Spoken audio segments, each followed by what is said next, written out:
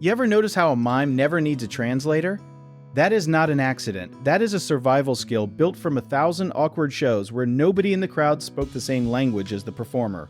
When you book an event vendor who works internationally or in mixed crowds, you are basically hiring someone who has trained their whole act to work without words.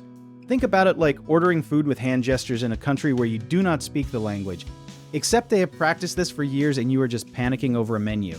Universal humor is the secret weapon here, and it usually comes down to physical comedy. A guy slipping on a banana peel gets a laugh in Tokyo, Toronto, and Tulsa because falling down is funny to basically every human brain ever wired.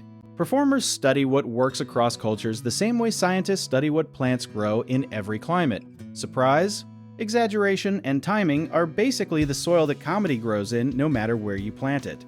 Visual cues become the new vocabulary when words stop working.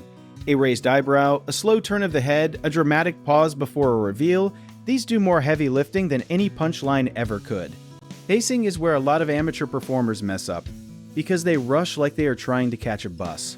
Professionals slow everything down, almost like they are giving the crowd subtitles made of body language instead of actual subtitles.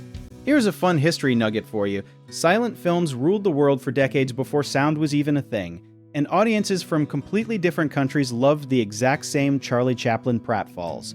That tells you everything about how old this universal language trick really is.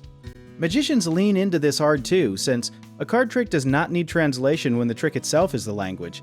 The gasp when a card disappears sounds the same in every country, which honestly might be one of the most wholesome facts about humanity.